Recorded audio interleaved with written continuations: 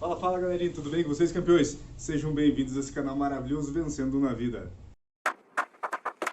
E quem vos fala, Paulo César, deste Bag, esse canal maravilhoso que dá dicas incríveis para alavancar cada vez mais seu negócio, sua vida, né? Buscar seus sonhos, seus projetos, seus objetivos. Pessoal, eu vejo muito vídeos, pessoal, de motivação, vídeos de pessoais que já chegaram, pessoas que já chegaram lá onde nós queremos estar.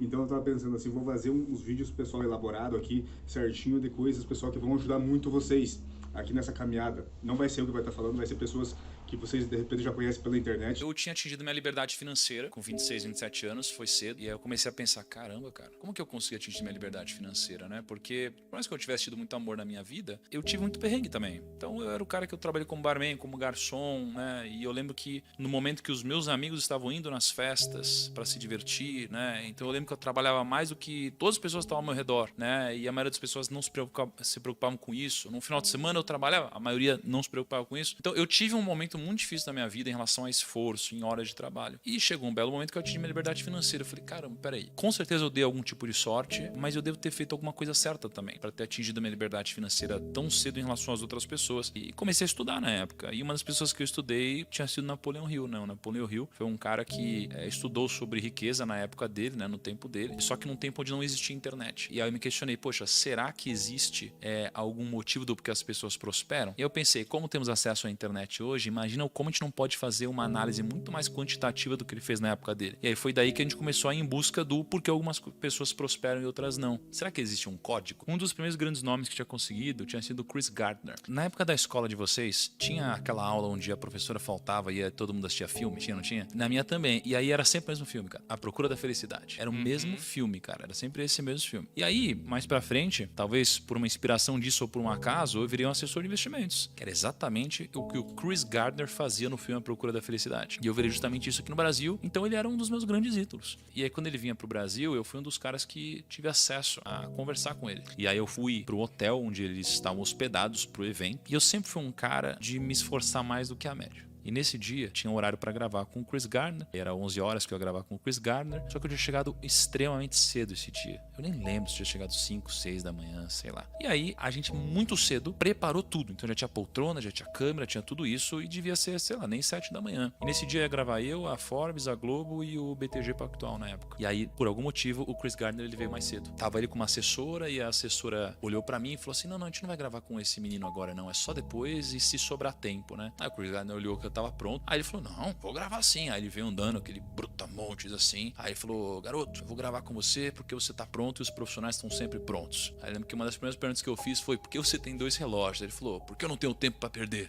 E foi muito legal. Acho que o principal insight que eu tive dele foi, there is no plan B, né? Não tem plano B. E todas as pessoas que eu conheço que de fato ficaram muito grandes, elas não ficaram grandes diversificando, elas ficaram grandes com uma grande porrada. Então pega todos os empreendedores, eles ficaram grandes com um grande empreendimento que deu certo, e não vários. O que eu percebi é que as pessoas, elas não devem diversificar o seu trabalho, mas devem diversificar o seu patrimônio, que são coisas diferentes. Isso. Os judeus, eles têm uma passagem que é a passagem quando eles ensinam como investir o capital. E aí eu decidi me aprofundar nisso. E aí eu liguei hoje pro Rabino Dudu, e aí ele pegou a Torá, e ele abriu lá. Cara, é uma loucura, assim. E aí ele começou a interpretar pra mim tudo isso, e os judeus, eles representam 0,2% da população, e eles têm eles têm quase 1,5% da riqueza mundial. Então assim, eles são muito ricos por cabeça, mais do que qualquer outra religião, né? E tem algum motivo do porquê eles são muito ricos. Quando a gente foi estudar os princípios, né, judaicos, pensa que os judeus, eles acreditam, né, que os primeiros 5 livros da Bíblia são o Pentateuco, e aí, além disso, você tem a Talmud, que é uma coletânea, né, de livros que falam sobre lei, ética, moral e etc. Um desses livros tem um capítulo específico onde conta-se uma história. E nessa história é muito interessante que diz o seguinte, eles estão falando sobre leis. Estava escrito o seguinte, se você deixa um dinheiro seu na mão de alguém para cuidar, e essa pessoa perde o dinheiro que você deixou na mão dessa pessoa para cuidar, essa pessoa, ela está certa ou errada em ter perdido seu dinheiro? Tá? Então, olha que interessante. O livro fala que depende. Ele diz assim, ó, se eu deixei meu dinheiro com você e você foi negligente, então se você pegou o dinheiro e você deixou na mão de uma criança, ou você pegou, amarrou, jogou para trás aqui, e você perdeu o dinheiro, você é o culpado. Então, alguma coisa ruim tem que acontecer com você. Se você pegou esse dinheiro e você guardou da forma correta, mas alguém veio e te assaltou, você não é culpado. Se você fez tudo certo e você foi roubado, aí você não é culpado, tá? É isso isso que tá escrito lá. Só que aí ele diz o seguinte: poxa, mas eu poderia ter dado esse dinheiro para uma criança. Em outras palavras, ele está dizendo assim: você poderia ter sido negligente. Mas o que mais eu poderia ter feito? Aí o rabino responde para ele: você poderia ter amarrado esse dinheiro na sua mão. Aí fala: amarrado esse dinheiro na sua mão? E aí depois ele explica o que é amarrar o dinheiro na sua mão. Ele diz: amarrar o dinheiro na sua mão seria como você pegar 1/3 do seu patrimônio e você enterrar embaixo da terra. 1/3 do seu patrimônio e você investir em negócios. E 1/3 do seu patrimônio e deixar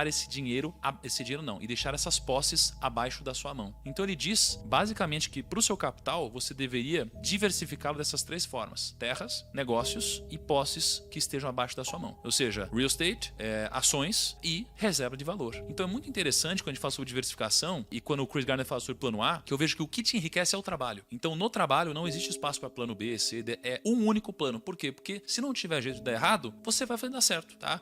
Agora, o fruto do seu trabalho, ele deve ser diversificado, ele deve ser amarrado na sua mão. E isso é o que eu vejo de fato os grandes fazendo. E até se a gente fizer um backtest dessa carteira de investimentos diversificada, né, dos judeus, de fato foram alguns dos maiores rendimentos da história. Isso aí foi escrito há 1800 anos atrás. A indecisão cobra um preço alto, né? Porque às vezes você fica assim, ó, não quero abrir mão disso, porque se der problema. Aí o fato de você não ter coragem de abrir mão disso te gera um problema onde você não teve coragem de abrir mão. Você tem que abrir mão de alguma coisa, cara. O sacrifício é recompensador. Tipo, por exemplo, você trabalhou quantos anos como assessor sem ganhar nada até você, sei lá, vender o seu negócio e ganhar um bom dinheiro? Eu fui 7 anos assessor. Meus primeiros 2 para 3 anos eu não ganhei nada. Depois disso eu comecei a ganhar um dinheiro, mas eu reinvesti no próprio negócio e paguei dívidas da família. Então eu demorei 7 anos para ganhar meu primeiro grande dinheiro. Então você fez 7 anos de sacrifício pra realmente conseguir mudar, viver do jeito que você queria, basicamente. Isso, exatamente. E aí quando você pega os nomes que a gente conversou, todos que ganharam dinheiro, demoraram para ganhar dinheiro. Todos demoraram para ganhar dinheiro. Então, quando a gente fala do Código da Riqueza, cara, existem algumas coisas em comum. Uma delas é você entender que primeiro você planta, depois você colhe. E hoje as pessoas, elas primeiro querem colher. As pessoas não têm coragem de abrir mão do que elas mais querem na vida delas. Na verdade, elas abrem mão do que elas mais querem na vida delas para colherem, né, o que é importante apenas nesse exato momento. Hoje tá tudo muito rápido, né? Você pega o TikTok, você pega o Instagram, você pega não sei o que lá. Então a gente sabe muita coisa, né, espalhada, zero profundidade. Então é muito difícil a gente conseguir ter alguma vantagem competitiva. Todas as pessoas que eu conversei no Código da Riqueza, elas eram muito boas em alguma coisa. Hoje você tem um monte de gente que é medíocre, cara, que é mediana em tudo. E não foca em nada, e não sabe de nada. Não foca em nada. E eu sou péssimo em muita coisa, na maioria das coisas, mas eu sou bom em poucas. Isso aqui é o que me fez ter resultado. As pessoas que são verdadeiramente ricas, elas entendem que o dinheiro não é causa, ele é consequência. Mas é consequência do quê? Do seu trabalho, do seu esforço e do seu valor agregado na vida dos outros, tá?